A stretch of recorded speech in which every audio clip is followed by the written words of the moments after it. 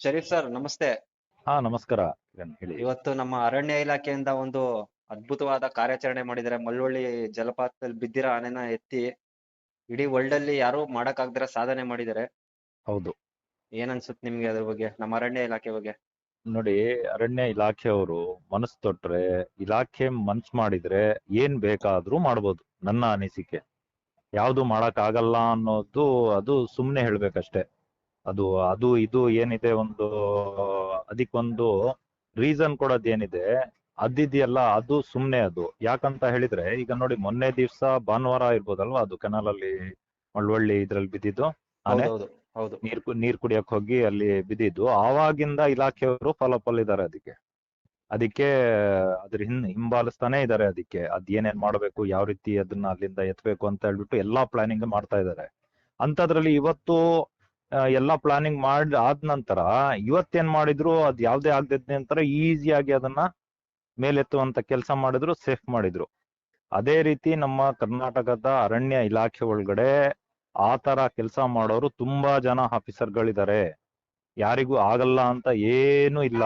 ಇವತ್ತಿನ ಮಟ್ಟಿಗೆ ನೋಡಿ, ಯಾವ್ದೇ ರೀತಿ ಚಿಕಿತ್ಸೆ ಆಗಿರ್ಬೋದು, ಕಾಡೊಳಕ್ಕಿರುವಂತ ಆನೆ, ಎಷ್ಟೇ ದೊಡ್ಡ ಆನೆ ಇರ್ಬೋದು, ಎಷ್ಟೇ ಕ್ರೂರಿ ಆನೆ ಆಗಿರ್ಬೋದು, ಇಲ್ಲ ಸೌಮ್ಯ ಸ್ವಭಾವದೇ ಆಗಿರ್ಬೋದು, ಅಂತ ಆನೆಗಳಿಗೂ ಯಾವ ರೀತಿ ಯಾವ ಟೈಪ್ ಅಲ್ಲಿ ಅದನ್ನ ತೆಗಿಬೇಕನ್ನೋದು ನಾನು ಮುಂಚೆನೂ ನಿಮ್ಮ ಇದ್ರಲ್ಲಿ ಹೇಳಿದೀನಿ.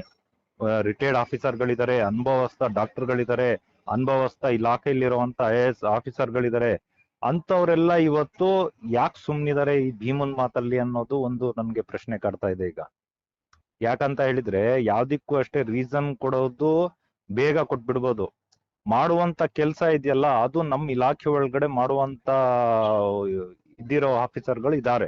ಇದೇ ಒಂದು ನಿಮ್ಗೆ ಮುಂದ್ಗಡೆ ಇರುವಂತ ಒಂದು ಎಕ್ಸಾಂಪಲ್ ನಿಮ್ಗೆ. ಏನು, ಇವತ್ತು ಮಾಡಿದಂತ ಕಾರ್ಯಾಚರಣೆ ಎಷ್ಟು ಈಸಿಯಾಗಿ ಮಾಡಿದ್ದಾರೆ. ಒಂದೇ ದಿವಸದಲ್ಲಿ ಕಾರ್ಯಾಚರಣೆನ ಫಿನಿಶ್ ಮಾಡಿದ್ದಾರೆ. ಅಷ್ಟು ಒಂದು ಹೊಣದಲ್ಲಿ ಬಿದ್ದಿರೋಂತ ಆನೆಗೆ ಕೆನಾಲಿಂದ ತೆಗ್ದು ಈಸಿಯಾಗಿ ಅದನ್ನ ಸೇಫ್ ಮಾಡಿದ್ರು.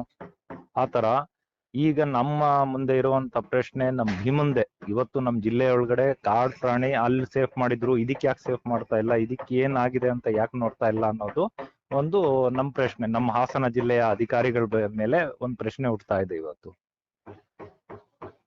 ಇವತ್ತು ಜನಸಾಮಾನ್ಯರು ಕೂಡ, ಆನೆ ಪ್ರೇಮಿಗಳಾಗಿರ್ಬೋದು, ವನ್ಯಜೀವಿ ಪ್ರೇಮಿ ಆಗಿರ್ಬೋದು, ಇಲ್ಲ ಭೀಮಾ ಅಂತಾನೆ ಅಲ್ಲ, ಯಾವ್ದೇ ಆನೆ ಆಗಿರ್ಬೋದು, ಅದ್ರ ಮೇಲೆ ಕಾಳಜಿ ವಹಿಸುವಂತ ಎಲ್ಲಾರು ಕೂಡ ಇದನ್ನೇ ಪ್ರಶ್ನೆ ಮಾಡ್ತಾ ಇರೋದು. ಈಗ ಎಕ್ಸಾಂಪಲ್ ಇವತ್ತಿಂದ ನೋಡ್ಕೊಳ್ಳಿ, ಇವತ್ತು ನಮ್ಮ ಅಧಿಕಾರಿಗಳ ಕೈಯಲ್ಲಿ ಆಗಲ್ವಾ ಅಂತ. ಆಗದೆ ಇದ್ದಿದ್ ಯಾವ್ದು ಇಲ್ಲ, ಎಲ್ಲಾನು ನೋಡಿ. ಈಗ ನಮ್ ರಾಜ್ಯದಲ್ಲಾಗಿರ್ಬೋದು, ದೇಶದಲ್ಲಾಗಿರ್ಬೋದು, ಮಾಡಕ್ಕೆ ಏನಾದ್ರು ಮಾಡ್ತೀವಿ ಅಂತ ಹೊರಟ್ರೆ ಯಾವ್ದು ಸಾಧನೆ ಮಾಡಕ್ ಆಗಲ್ಲ ಅಂತ ಅಲ್ಲ, ಯಾವ್ದೇ ಕೆಲಸ ಆಗಲ್ಲ ಅಂತ ಇಲ್ಲ. ಇವತ್ತು ಅದ್ರ ಮೇಲೆ ಇಂಟ್ರೆಸ್ಟ್ ತಗೊಳ್ತಾ ಇಲ್ಲ ಅಷ್ಟೇ, ಅದ್ರ ಮೇಲೆ ನಿರ್ಲಕ್ಷ್ಯ ಮಾಡ್ತಾ ಇದಾರೆ ಇವತ್ತು ಅನ್ನೋದೇ ನಮ್ ಪ್ರಶ್ನೆ ಆಗಿದೆ. ಹೌದು, ಈಗ ಎಲ್ಲಾರ ಪ್ರಶ್ನೆನೂ ಅದೇನೆ. ಇಷ್ಟ ದೊಡ್ಡ ಸಾಹಸ ಕೆಲ್ಸನೇ ಮಾಡಿದ್ದಾರೆ. ಹೌದು, ಇದೇ ಅಲ್ಲ, ಇದಕ್ಕಿಂತ ಟಫ್ ಆಗಿರ್ತಾ ಇದ್ರು, ಕಷ್ಟಕರ ಆಗ್ತಾ ಇದ್ರು, ಮಾಡ್ಲೇಬೇಕು ಅಂದಾಗ ಅದು ಮಾಡೇ ಮಾಡ್ತಾರೆ ಅಧಿಕಾರಿಗಳು. ಯಾವ್ದೇ ರೀತಿ ಸುಮ್ನೆ ಕೂರುವಂತ ಮಾತೇ ಇಲ್ಲ. ಅದಕ್ಕೋಸ್ಕರ ನಾನೇನ್ ಹೇಳ್ದೆ, ಇದು ಸರ್ಕಾರದ್ದು ಮತ್ತೆ ಇಲಾಖೆಗೆ ಸಂಬಂಧಪಟ್ಟಿರುವಂತ ವಿಷಯ. ಇದು ಅವ್ರ ಮನ್ಸ್ ಮಾಡಿದ್ರೆ ಯಾವ್ದು ದೊಡ್ಡ ವಿಷಯ ಅಲ್ಲ. ಅವ್ರಿಗೆ ಎಲ್ಲಾ ತಿಳಿದಿದೆ, ಅದಕ್ಕೆ ಏನ್ ಮಾಡ್ಬೇಕು, ಏನ್ ಮಾಡ್ಬಾರ್ದು, ಯಾವ ರೀತಿ ಉಳಿಸ್ಬೇಕು ಅಂತ ಬಂದ್ರೆ ಯಾವ್ದೇ ಕಾರಣಕ್ಕೆ ಅದಕ್ಕೆ ಏನು ಆಗಲ್ಲ ನಮ್ ಭೀಮನ್ಗೆ. ಯಾಕೆ ಇವತ್ತು ನಿರ್ಲಕ್ಷ್ಯ ಮಾಡ್ತಾ ಇದಾರೆ ಅನ್ನೋದೇ ಒಂದು ನಮ್ಮ ಮನ್ಸಲ್ಲಿ ಪ್ರಶ್ನೆ ಹುಟ್ಟಿದೆ. ಮತ್ ನೋಡಿ, ಮೊನ್ನೆ 3-4 ದಿವಸ ಕಳೆದಿದೆ, ಎಲ್ಲಿ ನಮ್ಮ ಭೀಮ ಸಕಲೇಶ್ಪುರ ಹೈವೇ ದಾಟಿ ವಡೂರಿಗೆ ಹೋದ. ವಡೂರ್ ಎಲ್ಲಿ ಬರುತ್ತೆ, ಹೊಂಕ್ರಳ್ಳಿ ಭಾಗ, ಆ ಕಡೆ ಹೋದ್ರೆ ಹೊಸಕೋಟೆ ಮುಂದೆ ಹೋದ್ರೆ ಸೋಮಾರ್ಪೇಟೆ, ಕೊಡಗ್ ಭಾಗಕ್ಕೆ ಹೋಗೋದು. ಅಲ್ಲಿಂದ ಅಡ್ಡ ತಿರ್ಗ್ದವನು, ಎಡಭಾಗಕ್ಕೆ ತಿರ್ಗ್ದವನು ನಮ್ ಭೀಮ ಮಗ್ಗೆಯಿಂದ ಈಚೆ ಕಡೆ ಚಿನ್ನಹಳ್ಳಿ ಅಂತ ಇದೆ, ಬಾಳುಪೇಟೆಯಿಂದ ಹೋದ್ರುನು ಒಂದು ನಮ್ಮ ಬೆಂಗಳೂರು ಹೈವೇಯಿಂದ ಒಂದು 20 ಕಿಲೋಮೀಟರ್ ಆಗುತ್ತೆ ಈಗ ಭೀಮ ಇರೋ ಜಾಗಕ್ಕೆ. ಅಬ್ನಾ ಅಂತ ಒಂದು ಟಾಟಾ ಎಸ್ಟೇಟ್ ಇದೆ, ಅಲ್ಲಿ ಪಾರ್ವತಮ್ಮನ ಬೆಟ್ಟ ಇದೆ, ಸುತ್ತಮುತ್ತ ಸ್ವಲ್ಪ ಕಾಡಿದೆ. ಅದ್ರ ನಂತರ ಅಲ್ಲಿ ತೋಟಗಳು, ಕಾಫಿ ತೋಟಗಳೇ ಬರುತ್ತೆ. ಆ ಜಾಗದಲ್ಲಿ ಹೋದಂತ ನಮ್ ಭೀಮ ಇವತ್ತು ಒಂದು ಕಾಡಾನೆ ದಾಳಿಗೆ ಇವತ್ತು ಮತ್ತೆ ನೋವು ಮಾಡ್ಕೊಂಡಿದ್ದಾನೆ, ಮತ್ತೆ ಗಾಯದ ಜಾಗಕ್ಕೆ ಗಾಯ ಮಾಡ್ಕೊಂಡಿದ್ದಾನೆ. ಇವತ್ತು ನಮ್ ಭೀಮನ್ ಜೊತೆ ಈ ರೀತಿ ಆಗ್ತಾ ಇದೆಯಲ್ಲ, ಇಲ್ಲ ಅದ್ರ ಟೈಮ್ ಸರಿ ಇಲ್ವಾ, ಬ್ಯಾಡ್ ಲಕ್ ನಡೀತಿದ್ಯಾ ಅದ್ರದ್ದು? ಅದಕ್ಕೇನಾದ್ರೂ ಒಂದು ಅದ್ರ ಟೈಮೇ ಸರಿ ಇಲ್ವಾ, ಇಲ್ಲ ವನ್ಯಜೀವಿ ಪ್ರೇಮಿಗಳ ಒಂದು ಯಾರ್ದಾದ್ರೂ ದುಷ್ಟ ಕಣ್ಣು ಅದ್ರ ಮೇಲೆ ಬಿತ್ತ ಅಂತ ನನ್ನ ಒಂದು ಅಭಿಪ್ರಾಯ ಇದೆ. ಯಾಕಂತ ಹೇಳಿದ್ರೆ ರಾಜ ಅರಸ್ ರಸ್ತೆಯಲ್ಲಿ ನಡ್ಕೊ ಬರೋನು ಎಲ್ಲಾರ ಮೊಬೈಲ್ಗಳಲ್ಲಿ ಎಲ್ಲಾರ ಚಾನಲ್ಗಳಲ್ಲಿ ಭೀಮಾ ಭೀಮಾ ಭೀಮಾ ಅನ್ನೋದೇ ಕಾಡಾನೆ ಭೀಮಾ. ಆಯ್ತಾ, ಸಾಕಾನೆ ಭೀಮಾ ಬೇರೆ, ಕಾಡಾನೆ ಭೀಮನ್ಗಿರೋ ಅಭಿಮಾನಿಗಳೇ ಬೇರೆ ಇದ್ದಾರೆ ಅಂತ. ಇದು ಮತ್ತೆ ವನ್ಯಜೀವಿ, ಈಗ ಪ್ರಾಣಿ ಪ್ರೇಮಿಯರೇ ಎಷ್ಟೋ ಜನ ಇದ್ದಾರೆ. ಎಲ್ರೂ ಕೂಡ ಭೀಮನ್ ನಡೆಗೋಸ್ಕರ, ಅವನ ಒಂದು ಫಿಟ್ನೆಸ್ ಮತ್ತೆ ಅವ್ನ್ ನಡ್ಕೊಂಡು ಹೋಗ್ತಾ ಇದ್ದ ಹಾದಿನ ಅದನ್ನ ನೋಡಕ್ಕೆ ಅಂತಾನೆ ಎಷ್ಟೋ ಕಿಲೋಮೀಟರ್ಗಳು ದೂರದಿಂದ ಬಂದು ಭೀಮಾ ಇದೆ ಅಂತ ಜಾಗಕ್ಕೆ ಬರ್ತಾರೆ. ಅಂತದ್ರಲ್ಲಿ ಇವತ್ತು ಆ ದುಷ್ಟ ಕಣ್ಣು ಯಾವ್ದು ಬಿತ್ತು ಅವನ ಮೇಲೆ ಅನ್ನೋದೇ ನಮ್ಗೆಲ್ಲ ಒಂಥರ ಮನ್ಸಿಗೆ ಬೇಜಾರಾಗಿದೆ. ಇವತ್ತು ಯಾವ ದುಷ್ಟ ಕಣ್ಣು ಬಿತ್ತು, ಅವ್ನ್ ಕ್ವಾರೆ ದಂತ ಮುರ್ಕೊಂಡು ನೋವು ಮಾಡ್ಕೊಂಡು ಇಲ್ಲಿಂದ ಸುಸ್ತಾಗಿ ಒಂಟಿಯಾಗಿರೋಣ ಅಂತ ಹೋಗಿದ್ ಜಾಗದಲ್ಲೂ ಅಲ್ಲೂ ಒಂದ್ ಮದ ಬಂದಿರುವಂತ ಕಾಡಾನೆ ಇವನ್ ಮೇಲೆ ದಾಳಿ ಮಾಡುತ್ತೆ. ಇವನ್ ನೋವಿರೋ ಜಾಗಕ್ಕೇನೆ ಮತ್ ಹೊಡೆಯುತ್ತೆ. ಸ್ಥಳೀಯರ ಹೇಳೋ ಪ್ರಕಾರ ಕಿರ್ಚಾಡ್ಕೊಂಡು ಆ ಕಾಡು ಒಳಗಡೆಯಿಂದ ಹೊರಗಡೆ ಬಂದ ನಮ್ ಭೀಮಾ ಅಂತ ಹೇಳ್ಬಿಟ್ಟು. ಆಮೇಲಿಂದ ಆ ಕಾಡಾನೆ ಒಂದ್ ಕಡೆಯಿಂದ ಬೇರೆ ಕಡೆಗೆ ಆ ಕಾಡಾನೆ ಹೋಗುತ್ತೆ. ನಮ್ ಭೀಮಾ ಕಾಡಾನೆ ಮತ್ತೆ ಅಲ್ಲಿಂದ ಸ್ವಲ್ಪ ಮುಂದೆ ಬಂದು ಮಣ್ಣು ಹಾಕೊಂಡು ಇದ್ ಮಾಡ್ತಾನೆ. ಅದೆಲ್ಲ ಕೇಳಿದ್ರೆ ಒಂಥರ ಬೇಜಾರಾಗುತ್ತೆ. ಈಗ ಇಲಾಖೆಯವರು ಇದ್ರ ಬಗ್ಗೆ ಸ್ವಲ್ಪ ಕಾಳಜಿ ವಹಿಸಿ ಸ್ವಲ್ಪ ಪ್ರಯತ್ನ ಪಟ್ಟು ಸ್ವಲ್ಪ ದಿವಸಗಳ ಕಾಲ ಅವನು ಇರೋ ಒಂದ್ ನೋವು ಅದು ಯಾವಾಗ ಅದು ಬೇಗ ಮಾಯುತ್ತೋ, ಎಲ್ಲಿವರೆಗೆ ಅದು ಗುಣ ಆಗುತ್ತೋ ಅಲ್ಲಿವರೆಗೆ ಅದನ್ನ ಹಿಂಬಾಲಿಸ್ಬೇಕು. ಅದಕ್ ಬೇರೆ ಕಾಡಾನೆಗಳು ದಾಳಿ ಮಾಡದ ರೀತಿ, ಮತ್ತೆ ಅದು ಹುಳ ಆಗದೆ ಇರೋ ರೀತಿ, ಅದು ಗುಣ ಆಗೋ ತನಕ ಅಷ್ಟೇ. ಅದ್ರ ಮೇಲೆ ತಾನಾಗಿ ಅದಕ್ಕೆ ಯಾರು ಏನು ಮಾಡಕ್ಕಾಗಲ್ಲ. ಅದ್ರ ಮೇಲೆ ಅದನ್ನ ಅವ್ನು ಬದುಕೊಳ್ತಾನೆ.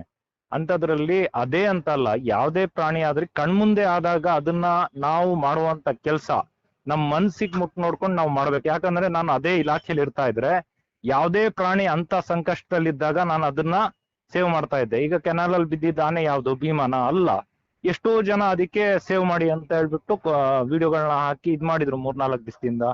ಆದ್ರೂ ಕೂಡ ಅಷ್ಟು ಭೀಮನಷ್ಟು ಇದ್ ಮಾಡ್ಲಿಲ್ಲ. ಆದ್ರೂ ಕೂಡ ಬೇಗ ರೆಸ್ಕ್ಯೂ ಮಾಡಿ ಅದ್ರ ಪ್ರಾಣನ ಉಳಿಸುವಂತ ಕೆಲ್ಸನ ಇವತ್ತು ಇಲಾಖೆಯವ್ರು ಮಾಡಿದ್ರು. ಇವತ್ತು ಭೀಮನ್ ಬಗ್ಗೆ ಯಾಕೆ ಬೇರೆ ಕಾಡಾನೆ ಹೊಡೆದ್ರು ನೋಡ್ತಾ ಇಲ್ಲ. ಅಲ್ಲಿಯ ಸ್ಥಳೀಯರು ಹೇಳ್ತಿರೋದು, ಇಲಾಖೆಯವ್ರು ಎಲ್ಲಿದ್ರು, ಅದನ್ನ ಹಿಂಬಾಲಿಸ್ಲಿಲ್ವಾ? ಅದನ್ನ ಭೀಮನ್ ಮೇಲೆ ದಾಳಿ ಆದಾಗ ಅದನ್ನ ಏನು ಅವಾಯ್ಡ್ ಮಾಡಕ್ ಏನು ವ್ಯವಸ್ಥೆ ಮಾಡ್ಲಿಲ್ವಾ? ಡ್ರೋನ್ ಎಲ್ಲಿದೆ, ಡ್ರೋನ್ ನಲ್ಲಿ ಅಬ್ಸರ್ವ್ ಮಾಡ್ತಾ ಇದೀವಿ ಅಂತ ಹೇಳಿದ್ರಲ್ಲ, ಇವತ್ತು ಡ್ರೋನ್ ಎಲ್ಲಿದೆ, ಅದನ್ನ ಎಲ್ಲಿದೆ ಏನು ಅಂತ ಸ್ಥಳೀಯರು ಹೇಳ್ತಿರುವಂತ ಮಾಹಿತಿ. ಯಾವ್ದೇ ರೀತಿ ಇಲಾಖೆಯವರು ಸ್ಥಳೀಯರು ಹೇಳಿದ ಮಾಹಿತಿನೇ ಅವ್ರು ಹೇಳ್ತಾ ಇರೋದು. ಇವತ್ತು ಭೀಮನ್ನ ಯಾಕೆ ಫಾಲೋ ಅಪ್ ಮಾಡ್ತಾ ಇಲ್ಲ? ಅದು ಎಲ್ಲರ ಪ್ರಶ್ನೆ ಆಗೇ ಉಳ್ದಿದೆ. ಇವಾಗ ಮುಂದೆ ಏನಾಗುತ್ತೆ ನೋಡ್ಬೇಕು. ಇಲಾಖೆ ಏನಾದ್ರು ದೊಡ್ಡ ಮನ್ಸು ಮಾಡಿ ಆದಷ್ಟು ಬೇಗ ಅದಕ್ಕೆ ಏನಾದ್ರು ಒಂದು ವ್ಯವಸ್ಥೆ ಮಾಡ್ತಿರೋ, ಇಲ್ಲ ಕಾಡಾನೆ ಇಲ್ದಿದ್ದ ಜಾಗದಲ್ಲಿ ಸ್ವಲ್ಪ ದಿವಸ ಆ ಕಡೆ ಈ ಕಡೆ ಹೋಗ್ದಂಗೆ ಅದನ್ನ ಸುತ್ತೋರಿತಿರೋ. ಅದು ಒಂದೇ ಕಡೆ ಇದ್ರೆ ನೋಡಿ ನಮ್ ಬೇಲೂರು ತಾಲೂಕಲ್ಲೇ ಸಕಲೇಶ್ಪುರ ಮಂಗಳೂರು ಹೈವೇ ಏನಿದೆ, ಬೆಂಗಳೂರು ಮಂಗಳೂರು ಹೈವೇ, ಅದನ್ನ ದಾಟಿ ಆ ಕಡೆ ಹೋಗ್ತಿರ್ಲಿಲ್ಲ ಅಂದ್ರೆ ಸೇಫ್ ಆಗಿರೋನು. ಯಾಕಂತ ಹೇಳಿದ್ರೆ ಕ್ಯಾಪ್ಟನ್ ಕಾಡಾನೆ ಈ ಭಾಗದಲ್ಲಿದೆ. ಯಾವ ಭಾಗ? ನಮ್ಮ ಬೇಲೂರು ಎಂಡಿಂಗ್ ಈ ಕಡೆ ಜಗ್ಬರ್ನಹಳ್ಳಿಯಿಂದ ಬಿಕ್ಕೋಡಿಂದ ಈಚೆ ಕಡೆಗೆ. ನಮ್ಮ ಅರಹಳ್ಳಿಯಿಂದ ಸಕಲೇಶ್ಪುರ ರೇಂಜ್ ಕಡೆಗೆ ಹೋದ್ರೆ ಹೈವೇ ದಾಟಿಲ್ಲ ಅಂದ್ರೂ ಸೇಫ್ ಆಗಿ ನಮ್ ಭೀಮಾ ಉಳ್ಕೊಳ್ತಿದ್ದ. ಯಾಕಂತ ಹೇಳಿದ್ರೆ ಅಲ್ಲಿ ಯಾವ್ದು ಕಾಡಾನೆಗಳು, ಒಂಟಿ ಸಂಘಗಳು, ತಸ್ಕರ್ಗಳು ಯಾವ್ದು ಇಲ್ಲ. ಅದು ಸ್ವಲ್ಪ ದಿವಸ ಇಲ್ಲೇ ಓಡಾಡ್ಕೊಂಡು ಇರ್ತಾ ಇದ್ರೆ ಏನೋ ಒಂದ್ 15-20 ದಿವಸ ಕಳೀತಾ ಇದ್ರೆ ಅದ್ರ ಒಂದು ಏನ್ ನೋವಾಗಿದೆ, ಏನ್ ಗಾಯ ಆಗಿದೆ ಅದು ಬೇಗ ಮಾಯೋದು. ಮಣ್ಣಲ್ಲೇ ಮಾಯೋದು, ಮಣ್ಣು ಹಾಕೊಂಡು ಪ್ರಕೃತಿಲೇ ಅದು ಮಾಯೋದು. ಲೇಟ್ ಆಗಿ ಸ್ವಲ್ಪ ಆಗೋದು.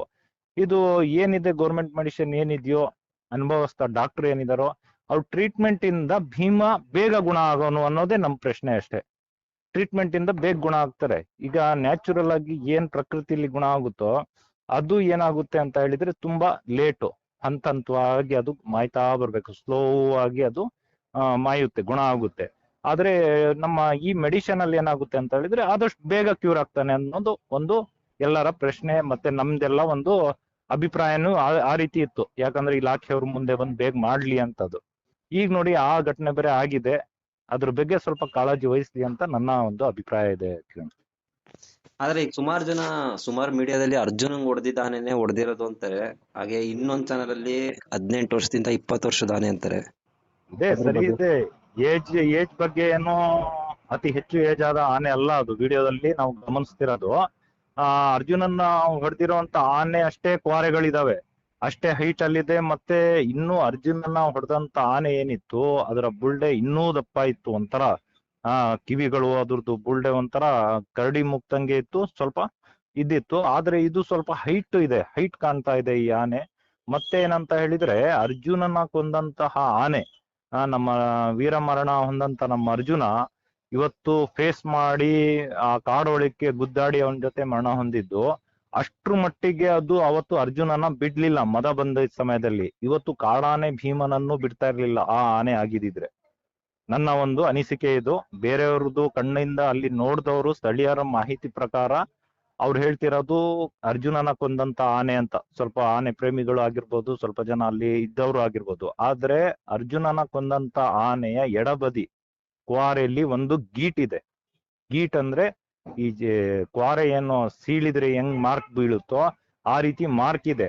ಯಾಕಂತ ಹೇಳ್ತಾ ಇದ್ದೀನಿ, ಅವತ್ತಿನ ದಿವಸ ಆ ಮಾರ್ಕ್ ಇತ್ತು, ಈಗಿದೆಯೋ ಇಲ್ವೋ ಅನ್ನೋದು ಒಂದು ಪ್ರಶ್ನೆ ಇರುತ್ತೆ. ಆದ್ರೆ ಒಂದು 1.5-2 ತಿಂಗಳ ಹಿಂದೆ ಒಂದು ಫೇಸ್ಬುಕ್ ಅಲ್ಲಿ, ಸೋಷಿಯಲ್ ಮೀಡಿಯಾದಲ್ಲಿ ಆ ಒಂದು ಸೋಮಾರ್ಪೇಟೆ ಆ ಕಡೆಯವರು, ಎಷ್ಟ್ಲೂರು ಭಾಗದ ಕಡೆಯವರು ಒಂದು ಸೋಷಿಯಲ್ ಮೀಡಿಯಾದಲ್ಲಿ ಆ ಕಡೆಯವರು ಹಾಕಿದ್ರು ಏನಂತ, ಅರ್ಜುನನ ಕೊಂದಂತಹ ಕಾಡಾನೆ ನೋಡಿ ಇಲ್ಲಿದೆ, ಇಷ್ಟು ದಿವಸ ಕಾಣ್ತಿರ್ಲಿಲ್ಲ ಅಂತ ಹೇಳಿ.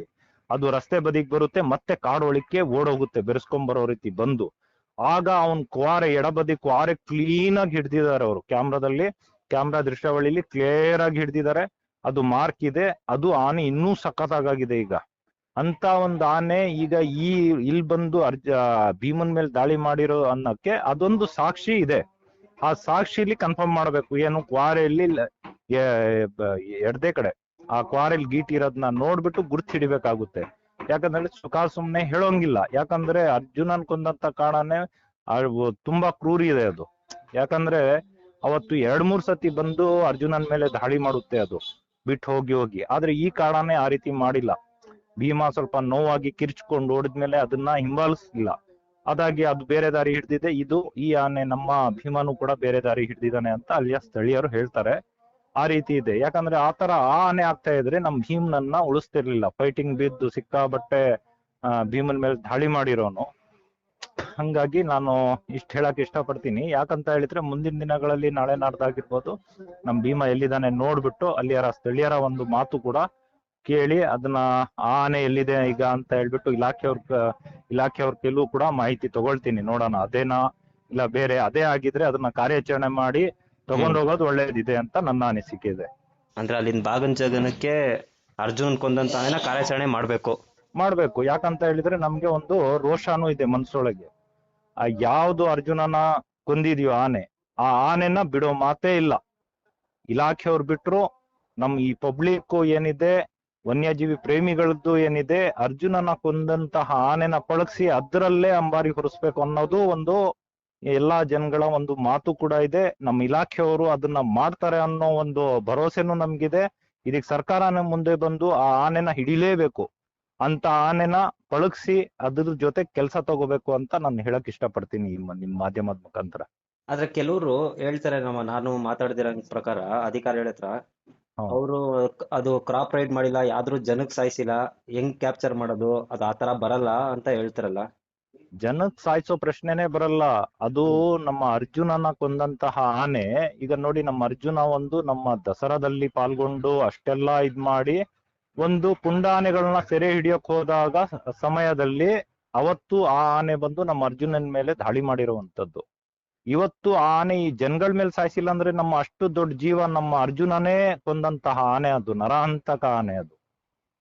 ಅದನ್ನ ಏನಂತ ಹೇಳ್ಬೇಕಂತ ಹೇಳಿದ್ರೆ, ನಮ್ಮ ಜನಗಳಿಗೆ ಕೊಂದಿಲ್ಲ ಅಂದ್ರು ನಮ್ಮ ಅರ್ಜುನ ಒಂದು ದಸರಾ ಅಂಬಾರಿ ಹೊತ್ತಿರೋ ಆನೆ ಅಂತ ಹೇಳಿದ್ರೆ, ಆ ಮಿನಿಸ್ಟರ್ಗಳ ಮುಂದೆ ಅಷ್ಟು ಜನಗಳ ಮಧ್ಯೆ ಇದ್ದು ಅಂಬಾರಿನ ಹೊತ್ತು ಆ ಏನಿದೆ ನಮ್ಮ ಮೈಸೂರು ಚಾಮುಂಡೇಶ್ವರಿ ಬೆಟ್ಟದಲ್ಲಿರುವಂತ ನಮ್ಮ ಚಾಮುಂಡೇಶ್ವರಿ ದೇವತೆಯ ಒಂದು ಇದನ್ನ ಇಟ್ಕೊಂಡು ಸುತ್ತಾಡಿರುವಂತ ರಾಜರ ಕಾಲದಿಂದ, ಅದು ರಾಜರನ್ನ ಕೂತ್ಕೊಂಡು ಓಡಾಡಿರುವಂತ ಏನಿದೆ ಆನೆ, ಅದನ್ನ ಕೊಂದಿರುವಂತ ಆನೆಗೆ ಏನು ಶಿಕ್ಷೆ ಕೊಡಲ್ವಾ? ಇಲ್ಲೊಂದೊಬ್ಬ ಒಂದು ಅಪರಾಧ ಮಾಡಿದ್ರೆ ನಾನು ಆರೋಪಿಯಾಗಿ ನಾನು ಆ ಶಿಕ್ಷೆಗೆ ನಾನು ಹೋಗ್ತೀನಿ. ನನ್ನ ಅಪರಾಧ ಸಾಬೀತಾದ್ರೆ ನಾನು ಜೈಲಿಗೆ ಹೋಗ್ತೀನಿ. ಅದೇ ರೀತಿ ಪ್ರಾಣಿಗಳಲ್ಲೂ ಈ ಸಿಸ್ಟಮ್ ನಮ್ಮ ರಾಜ್ಯದಲ್ಲಿ ನಮ್ಮ ಅರ್ಜುನನ್ ಕೊಂದಂತ ಆನೆನ ಹಿಡ್ದು ಅದನ್ನ ಪಳಗಿಸಿ ಅದಕ್ಕೆ ಶಿಕ್ಷೆ ಅಂದ್ರೇನೆ ಅರ್ಜುನ ಮಾಡ್ದಂತ ಕೆಲ್ಸನೇ ಮಾಡಿಸ್ಬೇಕು. ಅದಕ್ಕೊಂದು ಶಿಕ್ಷೆ ಅಂತ ಹೇಳಕ್ಕೆ. ಯಾಕಂದ್ರೆ ನಾವು ಅದು ಕಣ್ಣಿಂದ ನೋಡ್ಬೇಕು ಅನ್ನೋದೇ ನಮ್ಮ ಆಸೆ ಇದೆ. ಎಷ್ಟೋ ನಮ್ದೇ ಅಂತಲ್ಲ, ಎಷ್ಟೋ ಜನಗಳ ಆಸೆನೂ ಅದೇ ಇದೆ. ಹೌದೌದು ಸರ್.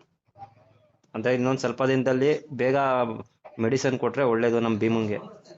ಇಲ್ಲ ನಮ್ ಭೀಮಾ ಅದು ಎರಡನೇ ಭಾಗ ಇರ್ಲಿ, ನಮ್ ಭೀಮಾ ಫಸ್ಟ್ ಅದಕ್ಕೆ ನಮ್ ಭೀಮನ್ಗೆ ಚಿಕಿತ್ಸೆ ಕೊಡುವಂತ ಕೆಲಸ ಮಾಡ್ಲಿ. ಇಲ್ಲ ಅವ್ರ ಮನ್ಸೊಳಗೆ ಏನಿದೆ, ಏನ್ ಮಾಡಿದ್ರೆ ಒಳಿತು ಅಂತ ನಮ್ ಇಲಾಖೆಗೆ ಗೊತ್ತಾಗುತ್ತೋ ಅದನ್ನ ಅವ್ರು ಮಾಡ್ಲಿ.